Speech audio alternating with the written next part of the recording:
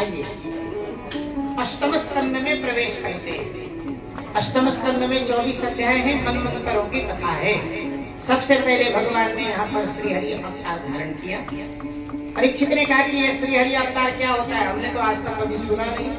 तो सुखदेव जी कहते हैं आसीत गिरिवरो राजन त्रिकूटः इति विश्रुता क्षीरो नेनावृता श्रीमान योजना मुतयुच्छ्रिता।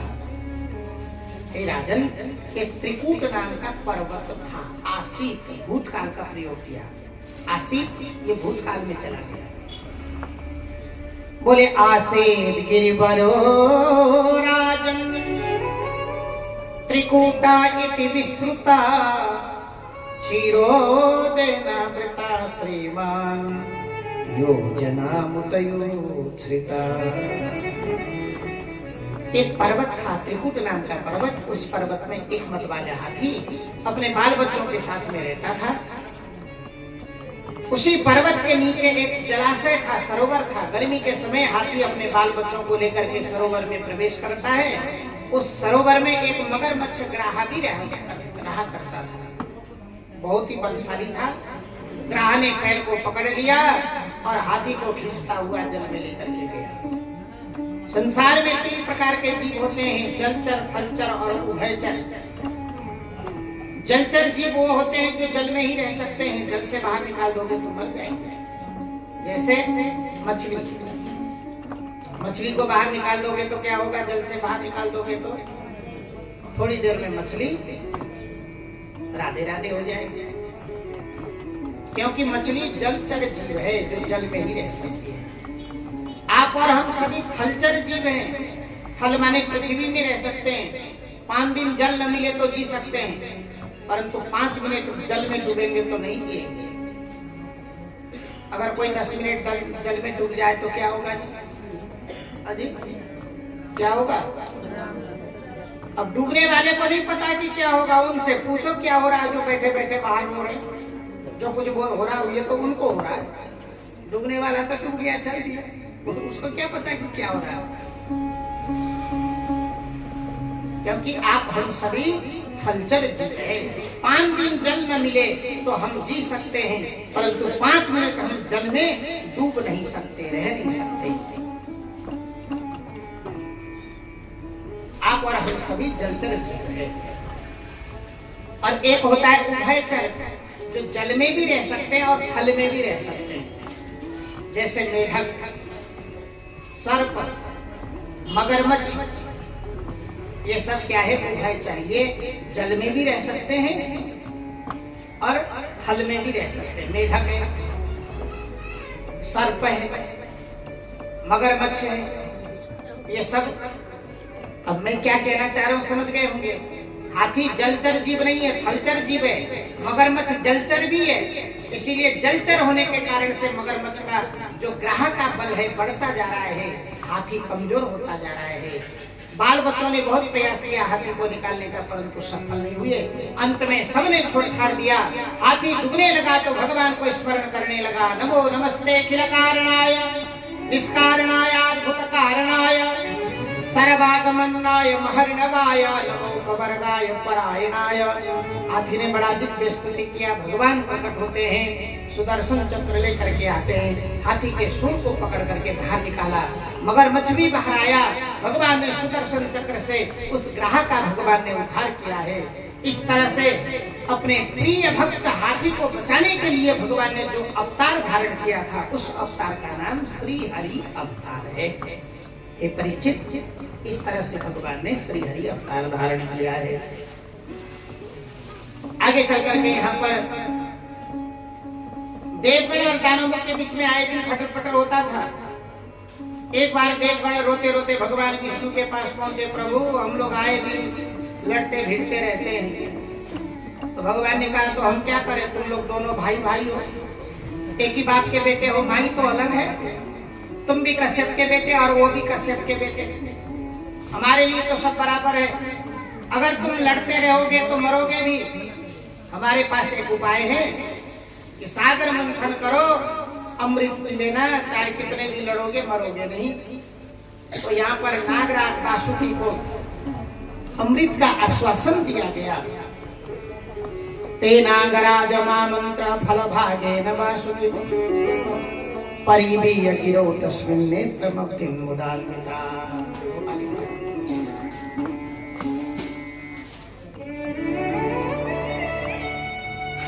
इस तरह से यहाँ पर भगवान ने सागर मंथन कराया। सागर मंथन में 14 रत्न निकले। 8 नंबर में लक्ष्मी जी निकलती है। कामधेनु नाम के गैया निकली, संत ब्राह्मणों ने रखा। इरावत नाम का हाथी निकला, इंद्र को स्वर्ग में भेज दिया गया। पारिजात के पुष्प निकला, स्वर्ग में भेज दिया गया। और अंत में ततश्चाभिरभू साक्षात श्रीरमा भगवत परा रंजयन्त दिशः कान्त्या विद्युत सौदामणि यथा। भगवती लक्ष्मी प्रकट होती है। पीछे सागर मंथन हो रहा है, क्या हो रहा है? देखो सागर मंथन हो रहा है। दानव सागर मंथन कर रहे हैं ना। 8 नंबर में लक्ष्मी जी प्रकट होती है। लक्ष्मी जी को देखकर ये सब मोहित हो गए। अंत में लक्ष्मी जी ने नारायण को ही वर्ण करती है। अमृत निकलता है तो दानवों ने अमृत को झपट्टा मारा। देखकर के दानव वहां से भगे। देवगण रोते रोते भगवान के शरण में गए। भगवान देखते देखते सुंदर मोहिनी रूप धारण किया और असुरों के बीच में पहुंच गए। मोहिनी भगवान को देखकर के दानव सब मोहित हो गए। बोले देवी अमृत पिएंगे तो आपके हाथ से पिएंगे। भगवान ने मोहिनी भगवान ने दानवों को अमृत से वंचित किया, देवताओं को अमृत पिलाया। देवासुर संग्राम हुआ। आगे चल करके यहाँ पर कश्यप और अदिति के गर्भ से भगवान वामन नारायण के रूप में प्रकट होते। नागराज मामंत्र फल भागेन वासुकिं परिवीय गिरौ तस्मिन् नेत्रमब्धिं मुदान्विता।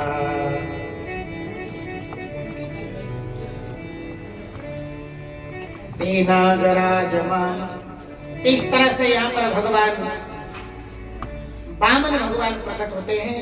वामन भगवान का जन्म संस्कार हुआ। भगवान बलि के यहाँ पहुंचे हैं। बलि के यहाँ जाकर के वामन भगवान ने 3 पग भूमि मांगा। 3 पग भूमि के बहाने बलि के सर्वस्व हरण भगवान ने कर लिया और बलि को सूर्य लोक प्रदान कर दिया। कथाएं तो बीच में बहुत सारी हैं। बलि ने कहा कि गुरु जी मांग लो, हे भगवान ब्राह्मण देवता मांग लो। अच्छा, पहले वामन भगवान छोटे बलि के यहाँ पहुंचे तो क्या कह रहे हैं? अरे बलि तू बड़ा दानी है। तेरे बाप दादा देखो कितने परम भक्त निकले। बलि जो था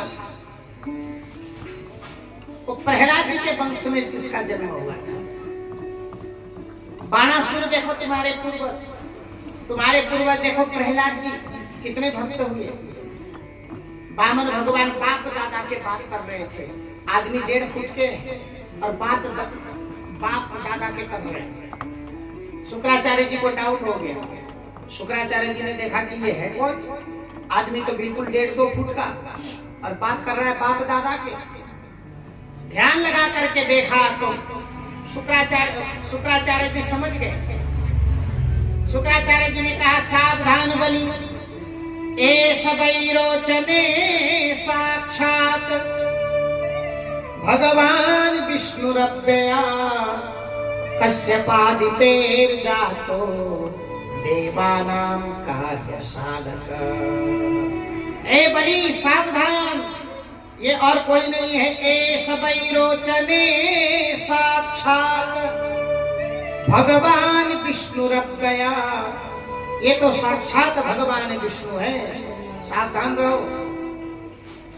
शुक्राचार्य जी के बात सुनकर के बलि ने कहा गुरु जी, मेरा सौभाग्य का बखान कौन कर सकता है? दुनिया को देने वाला वह जगदीश मेरे सामने हाथ पसार करके मांग रहा है। अजी दाता एक राम, भिखारी सारी दुनिया। और वह दाता भी मेरे सामने हाथ पसार रहा है और मैं दे रहा हूँ, तो मेरे सौभाग्य का बखान कौन कर सकता है गुरुदेव? शुक्राचार्य जी ने कहा दुष्ट ज्यादा ही होशियार बन रहा है, मुझे उपदेश दे रहा है। मैं कह रहा हूँ कि ये सर्वस्व हरण कर लेगा, तू मान नहीं रहा है। मुझे बड़ा अभिमान हो गया, जा मैं तुझे साप देता हूँ, तेरा सारा जितना भी धन वैभव है सब नाश हो जाए, क्षय हो जाए।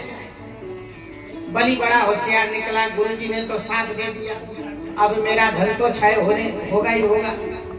तो क्षय होने से पहले ही मैं भगवान श्री हरि के चरणों में क्यों न अर्पण कर दूं। इससे पहले ही मैं अक्षय परमात्मा के चरण में क्षय होने से पहले अर्पित कर देता हूँ। बलि से कहा, भगवान बामन से कहा बलि ने कि आप नाप लो, संकल्प किया है। भगवान से कहा कि आप नाप लो, तो देखते देखते भगवान श्री हरि नारायण विराट ब्रह्म के रूप में प्रकट हो जाते हैं। 4 चतुर्भुज नारायण के रूप में प्रकट होते हैं। 4 हाथ से 4 दिशाओं को भगवान ने अवरुद्ध कर दिया, पूरब पश्चिम उत्तर दक्षिण। ए बलि बता कहां कहां पैर रखूं। बलि देख करके हाथ जोड़ करके ऊपर से नीचे तक देखने लगा। हे प्रभु, बोले कि एक पैर ऊपर बढ़ाओ। भगवान ने एक पैर से ऊपर भूर्भुवः स्वः महः जन तपस्या लोको नाप लिया। बोले दूसरे पैर नीचे अतल वितल सुतल तलातल सातल महातल पाताल सब नाप लिया। शुक्राचार्य बलि ने कहा कि तीसरे पैर मस्तक के ऊपर, मेरे मस्तक के ऊपर कृपा कर दो। तीसरे पैर भगवान ने कृपा करके बलि के मस्तक के ऊपर भगवान ने धारण कर दिया और सर्वस्व बलि का हरण कर दिया है। इस तरह से वामन भगवान सूतल लोक में जाकर के बलि को अनुग्रह करते हैं। बोल वामन नारायण भगवान की। आगे चल करके श्रीमद् भागवत के अष्टम स्कंद के अंतिम 24 अध्याय में भगवान ने मछली का रूप धारण किया, मत्स्य नारायण भगवान के रूप में अवतार लिया है। देखो जी, मत्स्य नारायण भगवान के रूप में अवतार धारण किया है। राजा सत्यव्रत थे। राजा सत्यव्रत बड़े भगवान के भक्त थे। सत्यव्रत गंगा जी में स्नान करने के लिए गए, सूर्य को अर्घ दे रहे थे, तो एक छोटी सी मछली हाथ में आ गई। राजा सत्यव्रत ने कहा कि प्रभु, जब चारों ओर जल ही जल होगा तो हमारी नौका तो डूब भी सकती है।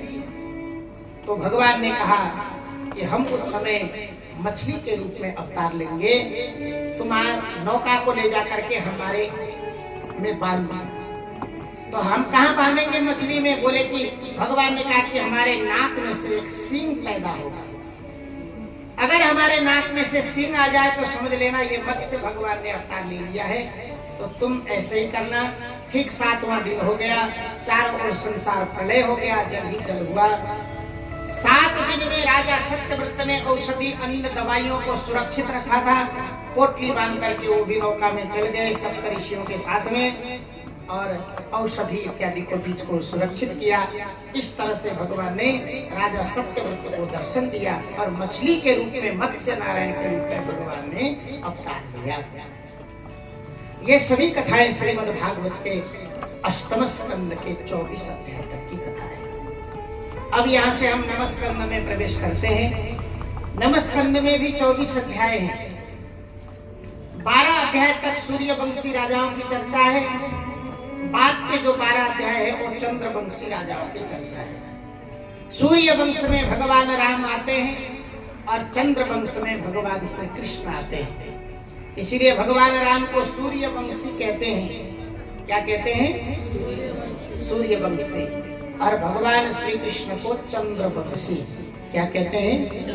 चंद्रवंशी। देखिए, ये रहा सूर्य वंश और ये रहा चंद्र वंश। सूर्य वंश देखते जाइए, भगवान श्री हरि नारायण से लेकर के राम जी तक ये इनके क्रम है, वंश वर्णन है। और ये रहा चंद्र वंश, जहाँ पर भगवान श्री कृष्ण आते हैं। सबसे पहले भगवान श्री हरि नारायण, नारायण के बेटा ब्रह्मा जी, ब्रह्मा जी के बेटा मरीचि, मरीचि के बेटा सूर्य, सूर्य के द्वारा सूर्य वंश चला। सूर्य के वंश में आगे चल करके विवस्वान मनु, विवस्वान मनु के श्राद्ध देव मनु, श्राद्ध देव मनु के वंश में आगे चल करके नभग के नाभाग के अम्बरीश के वंश में युवनस्वर जी के बेटा मानधाता के वंश में आगे चल करके त्रिशंकु के बेटा सत्यवादी राजा हरिश्चंद्र के बेटा रोहित के बेटा बाहु के बेटा सगर जी ने 2 शादी किए थे, एक के नाम केसरी और एक के नाम सुमति। एक रानी के गर्भ से 7,000 बच्चे हुए। हे भगवान, गिनती करते रहो। 7,000। अब भाई एक इंसान के गर्भ से 60,000 बच्चे पैदा हो, ऐसा संतान जन्म हो, ऐसे हो सकते हैं क्या? अब इसके पीछे के रहस्य क्या है, ये तो सुखदेव जी जाने और परीक्षित जी जाने। मेरा काम तो परोसना है जो मैं परोस रहा हूं। अब निश्चित इसके पीछे भी कोई ना कोई रहस्य छुपा होगा। अब क्या रहस्य है, ये तो सुखदेव जी जाने और परीक्षित जी जाने। मेरा तो यही काम है, जो लिखा है मैं तो वो परोस रहा हूँ आपको। 7,000 बच्चे हुए। 7,000। अच्छा, सगर जी ने अश्वमेध यज्ञ किया। अश्वमेध यज्ञ में घोड़ा छोड़ा जाता है। यहाँ घोड़े में एक पट्टी लिखी जाती है, ऐसे एक चिट्ठी लिखी जाती है। तांबे के पात्र में चिट्ठी लिखते हैं, जो कोई इस घोड़ा को पकड़ता है हमारे साथ युद्ध करना पड़ेगा। अगर हमसे विजय प्राप्त करके घोड़ा ले जाए तो हमने अश्वमेध यज्ञ को छोड़ दिया। तो ये नियम होता है। राम जी ने भी अश्वमेध यज्ञ किया था तो घोड़ा छोड़े थे। उस घोड़े को जंगल में, वाल्मीकि जंगल में उसने पकड़ लिया। आप लोग वाल्मीकि रामायण का कभी अध्ययन करे हो तो बड़ा अच्छा सुंदर, बहुत अच्छी कहानी है। उसने पकड़ लिया घोड़े को। अब राम जी ने सोचा कि भाई अश्वमेध यज्ञ तो तब सफल होगा जब घोड़ा वापस आ जाए। निश्चित वर्षों हो गया, घोड़ा लौट के आया नहीं, तो निश्चित किसी न किसी पकड़ लिया। पता करो। लखनलाल जी पहुंचे घूमते घूमते वाल्मीकि जंगल में। अब लव और कुछ प्रातः काल सूर्योदय होता है तो घोड़े के साथ खेलते खेलते आश्रम को छोड़ करके दूर जंगल चले जाते हैं। और लखनलाल जी पहुंचे। लखनलाल जी का मतलब लक्ष्मण जी। लखनलाल जी ने देखा कि ये 2 बच्चे बड़े सुंदर दिख रहे और घोड़े के साथ खेल रहे। अब उनको नहीं मालूम कि ये महर्षि वाल्मीकि के आश्रम से आए हैं। एक निवेदन और करना चाहूंगा आप लोगों को। दिमाग में, कई लोगों के दिमाग में भ्रम है कि वाल्मीकि जी वाल्मीकि समाज से थे। एक समाज का नाम ही वाल्मीकि समाज भी है। ऐसा नहीं, जो रामायण में वर्णित वाल्मीकि है वो विशुद्ध ब्राह्मण थे। जिन्होंने रामायण का लेखन किया है वो वाल्मीकि जी ब्राह्मण थे। और एक वाल्मीकि समाज के भी वाल्मीकि हुए, वो वाल्मीकि अलग है। पर लोगों के दिमाग में ये है कि वाल्मीकि जी वही है। ऐसा नहीं, वाल्मीकि जी तो ब्राह्मण थे जिन्होंने रामायण का लेखन किया है। सज्जनों, लखनलाल जी के साथ में युद्ध होने लगा। लखनलाल जी मूर्छित हो गए, अब बेहोश हो गए, वहीं पड़े रहे। कई दिन हो गया, लौट करके आए नहीं। राम जी ने कहा भरत से, अरे भरत तुम चले जाओ। भरत जी के साथ भी यही घटना घटित हो गई, वो भी मूर्छित हो गए युद्ध में। शत्रुघ्न लाल जी गए, शत्रुघ्न लाल जी भी पहुंच गए। अंत में राम जी को लगा कि अब मुझे ही जाना पड़ेगा। राम जी गए और युद्ध करने के लिए ज्यों ही बाण उठाया त्यों ही वाल्मीकि जी आ जाते हैं। वाल्मीकि जी ने समझाया, राम राम राम राम, हे प्रभु इस समय आप तो मर्यादा पुरुषोत्तम हैं, पिता पुत्र के युद्ध नहीं हो सकता, मर्यादा विपरीत हो जाएगा। वाल्मीकि जी ने समझाया। वाल्मीकि जी ने समझा करके फिर घोड़ा को वापस करवा दिया। अश्वमेध यज्ञ में लिखा जाता है जब तक घोड़ा वापस नहीं लाओगे तब तक यज्ञ सफल नहीं होगा। सगर जी ने अश्वमेध यज्ञ किया। जो 100 अश्वमेध यज्ञ करता है वो इंद्र बनता है। इंद्र को जलन हो गया कि अगर 100वां अश्वमेध यज्ञ हो गया तो सगर हमारे इंद्र के अधिकारी हो जाएंगे। इसीलिए इंद्र ने घोड़ा को चुराया और कपिल आश्रम में ले जाकर के गंगा सागर में बांध दिया, जहां कपिल भगवान ध्यान कर रहे थे। और वर्षों हो गया घोड़ा लौट कर नहीं आया, तो सगर जी ने 7,000 पुत्रों से कहा, अरे मेरे बच्चों घोड़ा लौट करके आया नहीं, जाओ देख करके आओ। ढूंढते ढूंढते ढूंढते ढूंढते जब बच्चे 7,000 सगर कपिल आश्रम में पहुंचे तो घोड़ा बगल में बंधा हुआ है और एक तपस्वी तपस्या कर रहा है।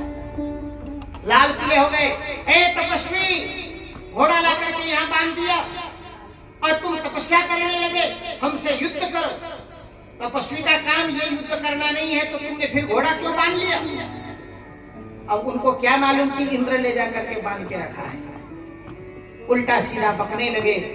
जब ये कपिल भगवान ने आंख खोल करके देखा तो 7,000 जल करके राख के ढेर हो गए।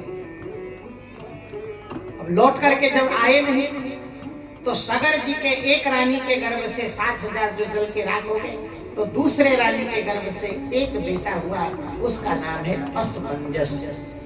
बेटा असमंजस, तेरे भाई पता नहीं कहां चले गए, वर्षों हो गया लौट करके आए नहीं। असमंजस जी पहुंचे गंगा सागर कपिल भगवान के यहाँ, घोड़ा देख करके बड़ा आश्चर्य में डूब गए। घोड़ा तो यही है। महाराज, आपने हमारे भाइयों को देखा? कपिल जी ने कहा, बिल्कुल देखा। अच्छा, कहाँ देखा, कहाँ चले गए? बोले, देखो ये राख के ढेर गिनो, ये सब तुम्हारे ही भाई है। कपिल भगवान ने सब कुछ बता दिया तो असमंजस बड़े दुखी हो गए। राम राम, मेरे भाई सब अकाल मृत्यु हो गए, जल के राख हो गए, तो इनका उद्धार कैसे होगा? कपिल देव जी ने कहा, गंगा जी अवतरित होगी, गंगा जी स्पर्श करेगी, तब जाकर के इनका कल्याण होगा। असमंजस ने खूब तपस्या किया, घोड़ा लेकर के गए, परंतु गंगा प्रकट नहीं हुई। असमंजस के वंश में आगे चल करके अंशुमान, अंशुमान के वंश में दिलीप, दिलीप के वंश में आगे चल करके भगीरथ, इन सभी पुष्पाओं ने बड़ा दिव्य कठोर तपस्या किया और भगीरथ के तपस्या से भगवान शंकर प्रसन्न हो जाते हैं। गंगा जी प्रकट हो गई। बोलो वरदान मांगो, क्या चाहिए? बोले कि आप चलो हमारे साथ, हमारे पूर्वज राख के ढेर बैठे हैं, उनको स्पर्श करो। तो गंगा जी भगीरथ जी के पास में आती है।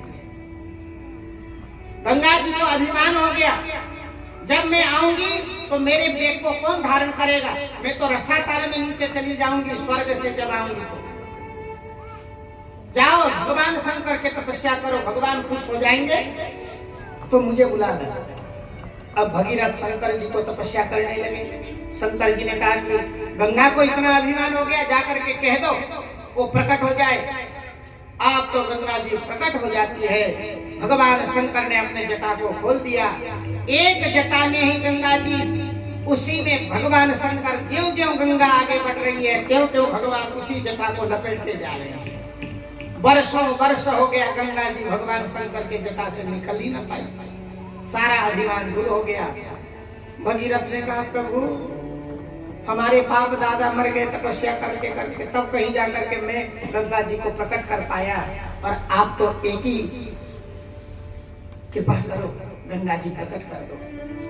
भगीरथ के कारुण्यता को देख करके भगवान शंकर ने एक जटा निकाल करके ऐसे नीचे लटका दिया और वहीं से गंगा प्रकट हो जाती है। भगीरथ ने गंगा जी को प्रकट किया, इसीलिए गंगा जी का एक नाम भागीरथी। क्या नाम है? भागीरथी। बोल गंगा मैया की। अब भगीरथी आगे आगे और पीछे पीछे गंगा जी।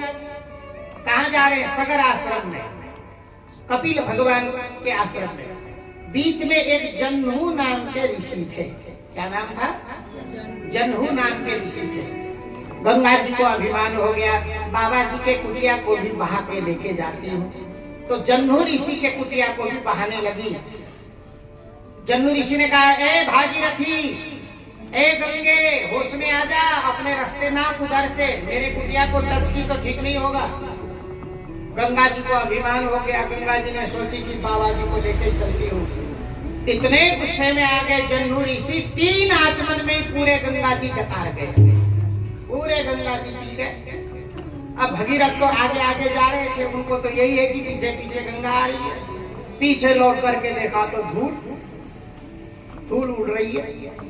भगीरथ जी के कान खड़े हो गए, हे भगवान, अभी अभी तो गंगा जी यहाँ तक तो पहुंची थी, अब कहाँ चली गई। लौट करके जन्नू ऋषि के आश्रम में पहुंचे भगीरथ जी। महाराज आपने देखा गंगा जी को? बोले हाँ बिल्कुल देखा। तो भगीरथ जी ने कहा कि कहाँ है? जन्नू ऋषि ने कहा वो मेरे पेट में हजम हो रही है। अरे आपके पेट में? ये कैसे? महाराज कृपा करो, मेरे पूर्वजों का उद्धार करना है। तो कहीं कहीं आता है जन्नू ऋषि ने अपने कान से, दाहिने कान से गंगा जी को प्रकट किया। और यहाँ लिखा है जन्नू ऋषि ने अपने दाहिने जांग को भेदन करके जांग से पुनः गंगा जी को प्रकट किया। इसीलिए एक नाम जांघवी हो गया। गंगा जी का एक नाम जांघवी हो गया। बोल जांघवी मई की जय।